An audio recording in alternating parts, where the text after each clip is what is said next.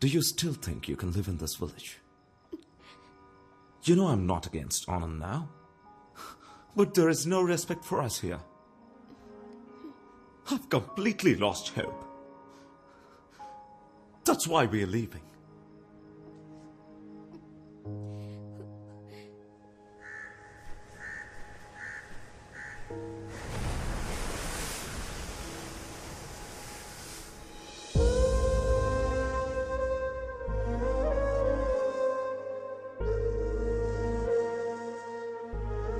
Uncle?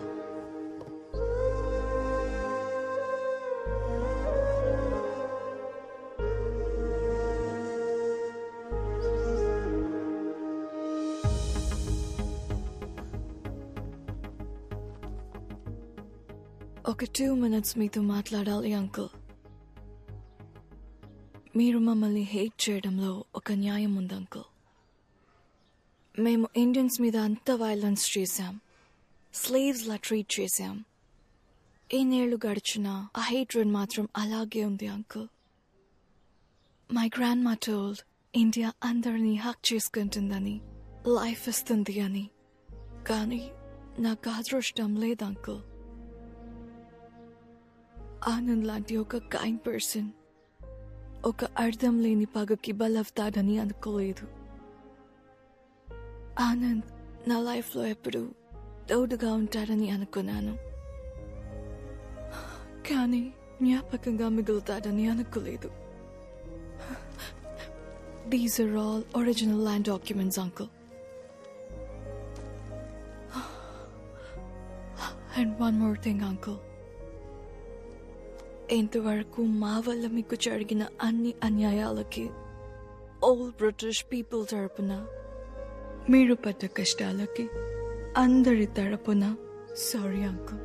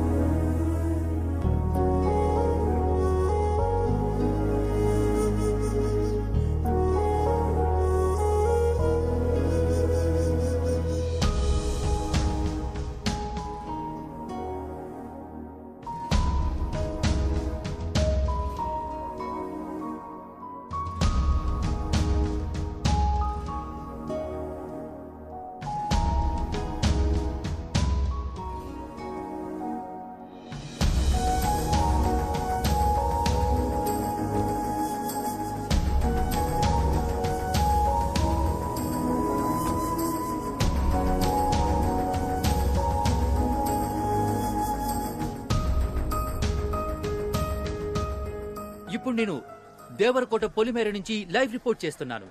ఆనంద్ని ఈ ఊరు నుంచి బహిష్కరించే సంఘటన చూడటానికి ఈ గ్రామమే మూకుమ్మడిగా కదిలి వచ్చింది. మీరిప్పుడు అదే చూస్తున్నారు. ఇక్కడ ఒక పెద్ద ఆయన ఉన్నాడు, ఆయన అడిగి మరిన్ని విషయాలు తెలుసుకుందాం. తాత, ఏంటి బాబు, ఇలాంటి సంఘటన ఇంతకు ముందు ఎప్పుడైనా జరిగిందా, లేక ఇదే మొదటిసారా? ఇలాంటి సంఘటనలు ఇంతకు ముందు చాలా జరిగాయి, కానీ ఇదే మొదటిసారి. చూశారుగా జనం ఎంత ఆతృతగా ఎదురు చూస్తున్నారు. అయితే ఆనంద్ వచ్చేసినట్టున్నాడు. అతను వచ్చిన తర్వాత ఇక్కడ ఏం జరగబోతుందనేది ప్రత్యక్షంగా చూడండి. ఇదిగో ఆనంద్ వచ్చేసారు. ఆయన వెనకాల ఊరి జనం కూడా తరలి వస్తున్నారు. ఎంఆర్ఓ గారు వచ్చారు, ఇన్స్పెక్టర్ గారు కూడా ఉన్నారు. ఇప్పుడు ఆనంద్ ఊరి సరిహద్దు దాటబోతున్నారు. మీరు చూస్తున్నారు, ఇదే ఆ సరిహద్దు రేఖ. ఆనంద్ దాటేస్తున్నారు. ఆనంద్ ఆయన ఆగిపోయారు, రేఖ దాటలేదు. ఇది ఊరి జనం కూడా చాలా చిరాగ్గా ఉన్నారు. చూడండి, వీడు మళ్ళీ ఏదో మొదలెట్టాడు. ఉందని బయటకు పోమని చెప్పండి సార్. ఆ దేశద్రోహికి ఈ ఊళ్ళో చోట్లేదు సార్. నీ వల్ల ఊరు పరువైపోయింది. పోరా బయటికి. ఆపండ్రా. నేనెందుకు బయటకు వెళ్ళాలరా? నేనేం తప్పు చేశాను? నేను వెళ్ళనురా. ఏం పీక్తారా? ఏంటా లండన్ ప్రిన్స్ కోపంగా చూస్తున్నావు? ఇండియాకి సంబంధించిన ఒక విషయమైనా ఫాలో అయ్యావు నువ్వు? అయ్యాన్రా, మీ అందరికంటే 100% ఎక్కువగా ఫాలో అయ్యాన్రా. All Indians are my brothers and sisters అనేది ఫాలో అయ్యాను కాబట్టే ఒక బ్రిటిష్ పిల్లని లవ్ చేశాన్రా.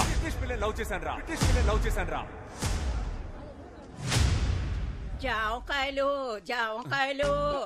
10 రూపాయలకి 4, 5 రూపాయలకి 2 తీసుకోండయ్యా. మామ నేను ఇప్పుడే స్టార్ట్ చేశాను మామ, ప్లీజ్ కొంచెం పక్కకి వెళ్తావా? జామకాయలు 4, 20 రూపాయలకి 8. ఏం మాట్లాడతావురా? దేశభక్తి అంటే ఏంటో తెలుసా నీకు? అసలు దేశం కోసం ఏం చేసావు నువ్వు? మేమేం చేసామో తెలుసా? రంగు ముగ్గుల కాంపిటీషన్ లో ఇండియా మ్యాప్ నా కూతురుతో వేయించి దేశభక్తి నూరు పోసాను రా. అదిరా దేశభక్తి అంటే.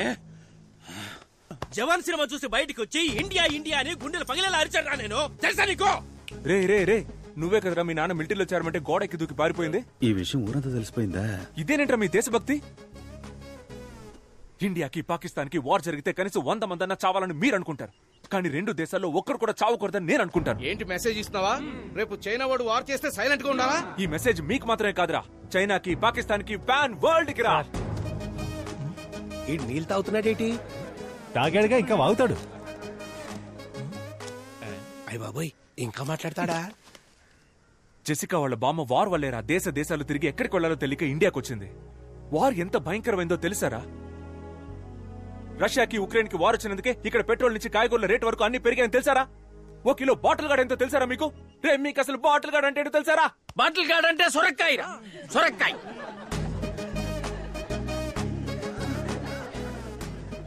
సార్, ముందు బార్డర్ నుంచి బయటికి పంపించాడు సార్ విని. బార్డర్ అనే మాట ఫస్ట్ ఎప్పుడు విన్నానో తెలుసారా? మా పక్కింటి ఆంటీ మా అమ్మ దగ్గరకు వచ్చి, అక్క నీ చీర బార్డర్ బాగుంది, నా చీర బార్డర్ బాగుందా అని అడిగింది. అప్పుడేరా ఫస్ట్ టైం విన్నాను ఆ మాట. నాకు తెలిసిందల్లా ఒక్క బార్డరేరా. ఏం మాట్లాడుతున్నాడు? వేరే ఏ బార్డర్ నాకు తెలియదురా. బాగా చెప్పావు తమ్ముడు, కరెక్ట్. అసలు బార్డర్లే ఉండకూడదు, మనకొద్ది బార్డర్స్. ఎవరది? నేనే తమ్ముడు. అన్నా నువ్వు రానా సార్, కొంచెం తప్పుకోండి. నువ్వు రాన్నా, నువ్వు చెప్పన్నా బార్డర్ ప్రాబ్లం గురించి. ఎన్నని చెప్పమంటావు తమ్ముడు? 1, 2 మనశాంతిగా బార్డర్ క్రాస్ చేయలేకపోతున్నాం. ఒక ఫుల్ బాటిల్ తెచ్చుకోలేకపోతున్నాం. తరిమి పట్టుకుంటున్నారు. అదిగో ఆయన పట్టుకుంటున్నాడు, ఇదిగో ఈయన పట్టుకుంటున్నాడు. రే ఆగు, నువ్వు ఏ బార్డర్ గురించి చెప్తున్నావు? యానం బార్డర్ గురించి తమ్ముడు. ముందు పోరా ఇక్కడి నుంచి. మీకు ఒకే ఒకటి చెప్తున్నాను రా. ఒకటి చెప్తానంటే చెప్తూనే ఉన్నా. అవును తమ్ముడు, బాగా లేట్ అయింది. మీ నాన్నగారు కూడా వచ్చారు. బాయ్ చెప్పి వెళ్ళిపో. నాన్న, నన్ను మీరు కూడా అర్థం చేసుకోలేదా నాన్న? Emotional drama. 10th standard school competition లో ఫస్ట్ ప్రైజ్ విన్ అయినప్పుడు అక్కడున్న వాళ్ళంతా ఎవర్రా మీ నాన్న అని అడిగితే నేను మీ పేరే చెప్పాను కదా నాన్న.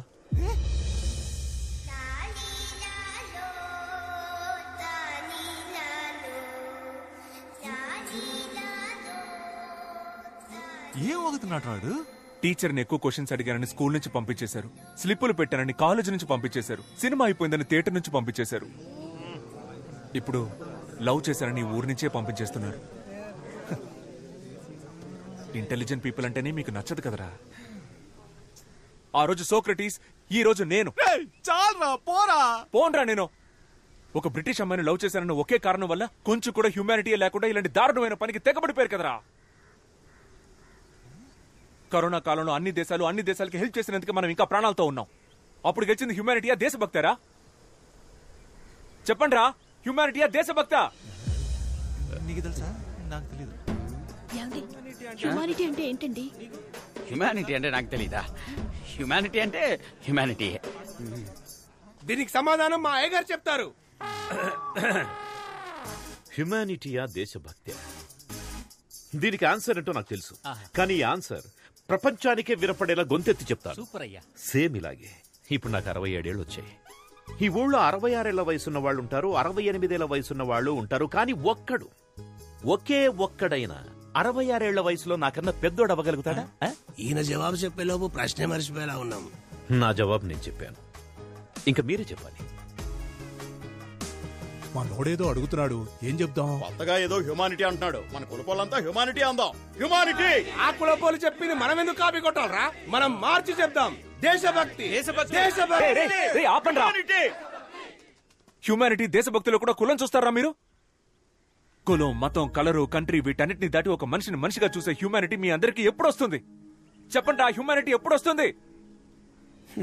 తెలిస్తేనే కదరా వస్తుంది. బాబు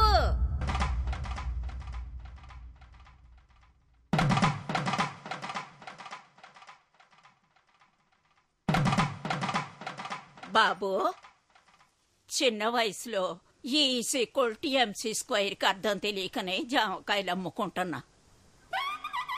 అలాంటి నాకే హ్యుమానిటీ అంటే ఏంటో అర్థమయ్యేలా చెప్పావయ్యా. నువ్వు చల్లగా ఉండాలి బాబు, చల్లగా ఉండాలి నాయన.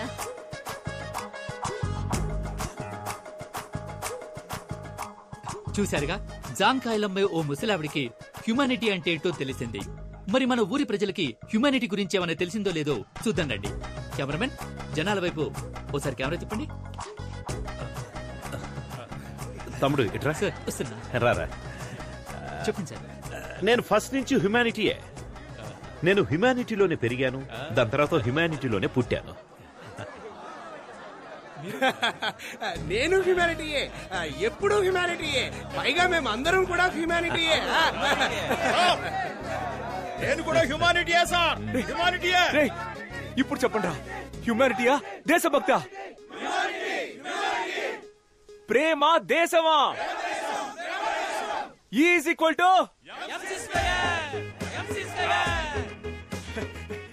ఇప్పుడు ఈ ఊళ్ళో నేను జెసికాని మీట్ అవ్వచ్చా, మాట్లాడొచ్చా? చూడలేవు, మాట్లాడలేవు. తిరిగి లండన్ వెళ్ళిపోతున్నారా? ఈవినింగ్ 6 గంటలకు వైజాగ్ నుంచి ఫ్లైట్. Humanity humanity. మనం వెళ్దాం అన్నా. ఎక్కడికి రా? రే రే రే రే, తను జెసికాలో ఉందిరా. ఆపరా ఆపరా ఆపరా.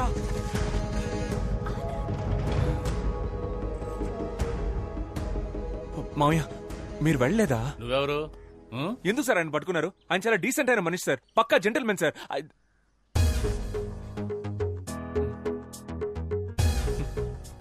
ఆయన వదలరా సార్? వదలనే వదలం. మీరు సూపర్ సార్. మావయ్య సూపర్ మావయ్య. మామా నువ్వు బంగారం. నువ్వు నాతో మాట్లాడద్దు సార్. మాట్లాడొద్దని చెప్పండి. మాట్లాడకమ్మా. ఆనంద్, మాట్లాడుకో. నీకోసం నేను 3rd వరల్డ్ వార్ ఫేస్ చేస్తుంటే నువ్వు నన్ను వదిలేసి వెళ్ళిపోతున్నావు. ఆనంద్, ప్రేమ దేశం అంటే ఏంటో తెలుసా నీకు? అట్లీస్ట్ ప్రేమికుల రోజైనా తెలుసా నీకు? ప్రేమ అనేది. తమ్ముడు ఇక్కడ కూడా స్పీచ్ ఇస్తున్నావా? నాన్నా, మీరు నా స్పీచ్ విని మారిపోయారా నాన్న? నీ స్పీచ్ విని నువ్వు మారుండొచ్చు, మేమంతా స్టార్టింగ్ నుంచి కరెక్ట్ గానే ఉన్నాం కదలుడు. అవును. ఎక్కడ్రా భూపతి? ఏ భూపతి, రారా. నా ఇమేజ్ అంతా స్పాయిల్ చేసావు. ఇవ్వమ్మా, ఇదిగా క్యాచ్. అవి మా బావగారికి ఇచ్చేయి. అయ్యా నోయా. రే ఇవ్వరా. అయ్యా కుదరదయ్యా. రేయ్ అది ఎక్కడ్రా? అయ్యా ఇదిగో. మళ్ళీ కత్తిచ్చిందే. రేయ్ చెయ్యివరా. ఇవ్వరా చెయ్యి. ఇవ్వరా. ఇవ్వ. ఇందులో ఒక చిన్న మ్యాటర్ ఉంది, నేను తర్వాత చెప్తాను. మీ అందరికి ఒక డౌట్ ఉంటుంది కదా, తెల్లవాళ్ల రక్తం అంతా తెల్లగా ఉంటుందని. ఇప్పుడు అది క్లియర్ చేస్తాను. బావగారు ఒకసారి చెయ్యండి. ఇవ్వండి ఇవ్వండి. 1 స్మాల్ కట్. రే చూసావా? చూసావు కదా, చూసావు కదా, రెడ్ కలర్ లోనే ఉంది. అందరి రక్తం ఎర్రగానే ఉంటుందిరా. అర్థమైందిగా? ఇవ్వరా. Nasty municipality. ఆనంద్ నాన్న ఇదిగా. బావగారు రండి. కోడలి పిల్ల రామ్మ. ఆంటీ రండి.